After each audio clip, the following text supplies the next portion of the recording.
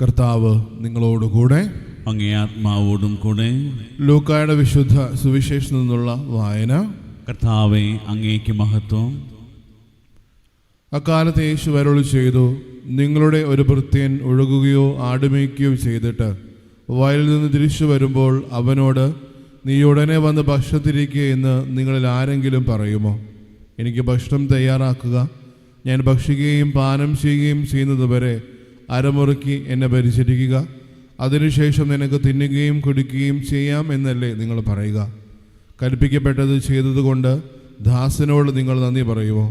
ഇതുപോലെ തന്നെ നിങ്ങൾ കൽപ്പിക്കപ്പെട്ടവയെല്ലാം ചെയ്ത ശേഷം, ഞങ്ങൾ പ്രയോജനമില്ലാത്ത ദാസന്മാരാണ്, കടമ നിർവഹിച്ചതേയുള്ളൂ എന്ന് പറയുവേൻ. കർത്താവിൻ്റെ സുവിശേഷം. ക്രിസ്തുവേ, അങ്ങേക്ക് സ്തുതി. ഈശ്വരത്തിന് സ്നേഹം നിറഞ്ഞ മാതാപിതാക്കളെ, സഹോദരി സഹോദരങ്ങളെ, ഈ ദിവസങ്ങളിൽ നമ്മൾ വായിച്ചു കേൾക്കുന്ന സുവിശേഷ ഭാഗങ്ങളിൽ ഈശോ തൻ്റെ അവസാന ദിവസങ്ങൾക്ക് ശേഷം ഭൂമിയിൽ തൻ്റെ ശിഷ്യന്മാരോട് കൂടെ ഉണ്ടാകില്ല എന്നുള്ളൊരു ബോധ്യത്തിൽ, അവർക്ക് ആ ഒരു അസാധാരണത്തിൽ തൻ്റെ ശിഷ്യത്വത്തിൻ്റെ പാഠങ്ങൾ ഓരോന്നും പറഞ്ഞു കൊടുക്കുന്നതാണ്. അല്ലെങ്കിൽ തൻ്റെ ജീവിതത്തിന് ഈ ഒരു ശേഷം ഈ ഒരു ആത്മീയ സാന്നിധ്യം മാത്രം തിരിച്ചറിഞ്ഞുകൊണ്ട് ആ ഒരു ജീവിതത്തിൽ അവർ മുന്നേറുന്ന ഓരോ നിമിഷവും മറ്റുള്ളവരും ക്രിസ്തുവിനെ അനുഗമിച്ച് ആ ഒരു ജീവിതത്തിൽ കടന്നു വരുന്ന ഓരോ സാഹചര്യത്തിലും എങ്ങനെ അവനെ വ്യക്തമായി അല്ലെങ്കിൽ തൻ്റെ ജീവിതത്തിൽ പൂർണ്ണമായി ദൈവത്തെ പിന്തുടരണം എന്നുള്ള ബോധ്യം അവർക്ക് ഓരോരുത്തർക്കും കൊടുക്കുകയാണ്. ഇന്നലെ നമ്മൾ വായിച്ചു കേട്ട ഭാഗത്തിനാണെങ്കിൽ പോലും വളരെ വ്യക്തമായിട്ട് ഒരു ശിഷ്യന് അല്ലെങ്കിൽ ക്രിസ്തുവിനെ പിന്തുടരുന്ന ഒരു വ്യക്തിയുടെ ജീവിതത്തിൽ എന്തെല്ലാം വേണം എന്തെല്ലാം വേണ്ട എന്നുള്ള കാര്യത്തിന് വ്യക്തത തമ്പുരാൻ വരുത്തുന്നുണ്ട്. അതുപോലെ തന്നെ ഈ ഒരു ഭാഗത്തിലാണെങ്കിൽ പോലും ഭൃത്യൻ എന്നുള്ളൊരു ആശയം പങ്കുവയ്ക്കുന്നുണ്ട്. സ്നേഹമുള്ളവരെ, പഴയ കാലഘട്ടങ്ങളിൽ കടന്നു ചെല്ലുമ്പോൾ പലപ്പോഴും ആ ഒരു ബന്ധം അല്ലെങ്കിൽ ഇതുപോലുള്ളൊരു ബഹുമാനത്വം പലപ്പോഴും അവരുടെ ജീവിതത്തിൽ പലപ്പോഴും ഇല്ലാതിരുന്നൊരു അവസ്ഥയുണ്ടായിരുന്നു. ഒരു യജമാനൻ ഭൃത്യൻ ബന്ധം ഏതൊരു കുടുംബത്തിലാണെങ്കിലും ഏതൊരു സാഹചര്യത്തിലാണെങ്കിലും പലപ്പോഴും അവർക്ക് ഹൃദയത്തോട് ചേർത്ത് വയ്ക്കാൻ പറ്റാവുന്നൊരു കാര്യമാണ്. വിശ്വസ്തയോടുകൂടി ഒരു യജമാനനെ പിന്തുടരുന്ന ഒരു യജമാനൻ ആ ഒരു യജമാനൻ്റെ ജീവിതത്തിൽ പലപ്പോഴും എത്രത്തോളം സ്നേഹബന്ധം പുലർത്തുന്നു എന്ന രീതിയിലായിരിക്കും ആ ഓരോ ഭൃത്യന്മാരും ആ ഒരു യജമാനനെ സേവിക്കുക എന്നുള്ള കാര്യം പലപ്പോഴും അവർ പല ആവർത്തി പറഞ്ഞു വയ്ക്കുന്നുണ്ട്. കാനായിലെ കല്യാണ വിരുദ്ധർ നമ്മൾ കാണുന്നുണ്ട്. ഈശോ ഒരു അത്ഭുതം പ്രവർത്തിക്കുന്ന തൊട്ട് മുൻപ് എന്ത് ചെയ്യണം എന്നുള്ള കാര്യം ആദ്യമേ പറയുന്നത് ഭൃത്യന്മാരോടാണ്. 6 കൽഭരണികൾ നിറയ്ക്കുക എന്ന് പറയുമ്പോൾ ഈ ഭൃത്യന്മാരോട് വളരെ വ്യക്തമായിട്ട് പറയുന്നതിന് അവർ പിന്നോട്ട് ഒരു വാക്കോ പറയാതെ അതേ പ്രവൃത്തി ചെയ്തുകൊണ്ട് ആ ഒരു അത്ഭുതത്തിന് വേണ്ടി അവരുടെ ജീവിതം തന്നെ ഒരുക്കുന്നുണ്ട്. സ്നേഹമുള്ളവരെ, നമ്മുടെ ആത്മീയ ജീവിതത്തിൽ നമ്മൾ തിരിച്ചറിയേണ്ട ഒരു കാര്യം ഈ ഒരു മനോഭാവമാണ്.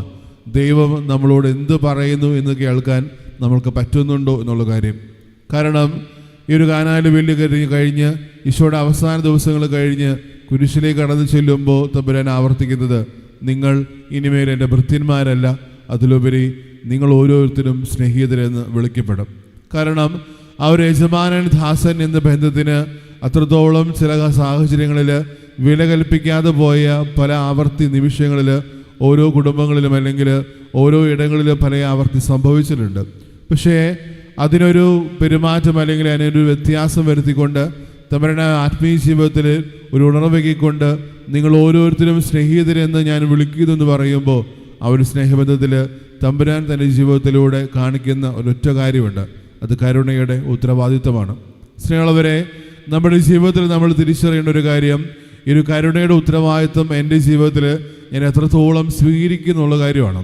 പലപ്പോഴും നമ്മൾ ഒരാളെ സ്നേഹിക്കുകയും സേവിക്കുകയും ചെയ്യുന്നത് അത് പലപ്പോഴും അതിൻ്റെ പ്രതീക്ഷയിൽ അല്ലെങ്കിൽ ഞാൻ എൻ്റെ ജീവിതത്തിൽ എന്ത് ലഭിക്കുമെന്നുള്ള പ്രതീക്ഷയിലാണ് പലപ്പോഴും നമ്മൾ ചെയ്യുന്നത്.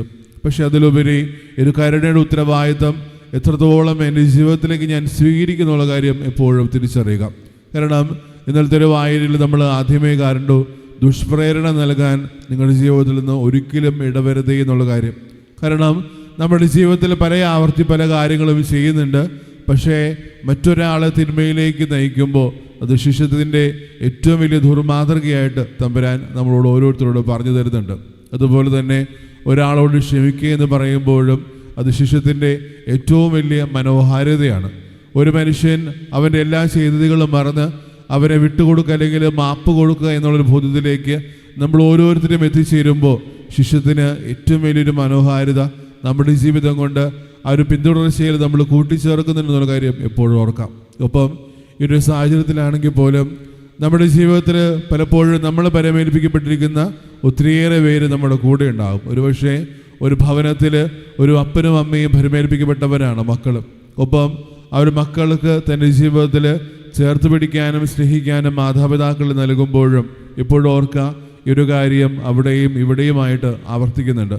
ഓർക്കുക, നമ്മുടെ ജീവിതത്തിൽ നമ്മുടെ ഇടങ്ങളിലും ഒരുപക്ഷെ നമ്മുടെ ജോലി സ്ഥലങ്ങളിലായിക്കോട്ടെ ഈ ഉത്തരവാദിത്തം അല്ലെങ്കിൽ കരുണയുടെ ഉത്തരവാദിത്തം നമ്മുടെ ജീവിതത്തിൽ നമ്മൾ പൂർത്തീകരിക്കാൻ കടപ്പെട്ടവരാണ്. അതിന് ഏറ്റവും വലിയ മാതൃക തമ്പുരാൻ കുരിശിൽ കിടന്നുകൊണ്ട് നമ്മളോട് കാണിക്കുന്നുണ്ട്.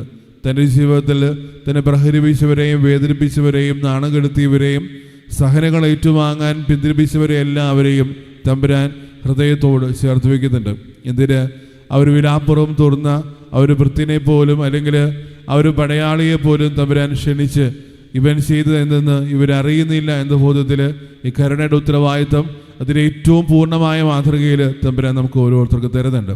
സ്നേഹമുള്ളവരെ, നമ്മുടെ ആത്മീയ ജീവിതത്തിലും എത്രത്തോളം താഴ്ചകളും പതനങ്ങളും വെല്ലുവിളികളും കടന്നു വന്നാലും ഇത് കരുണയുടെ ഉത്തരവാദിത്തം എൻ്റെ ജീവിതത്തിൽ ഞാൻ പൂർത്തീകരിക്കാൻ കടപ്പെട്ടവനാണ് എന്നുള്ള കാര്യം നമുക്ക് ഓരോരുത്തർക്കും തിരിച്ചറിയാം. തമ്പുരാൻ നമ്മൾ ഓരോരുത്തരെയും സമൃദ്ധമായിട്ട് അനുഗ്രഹിക്കട്ടെ. പിതാവിൻ്റെയും പുത്രൻ്റെയും പരിശുദ്ധാത്മാവിൻ്റെയും നാമത്തിൽ ആമേൻ.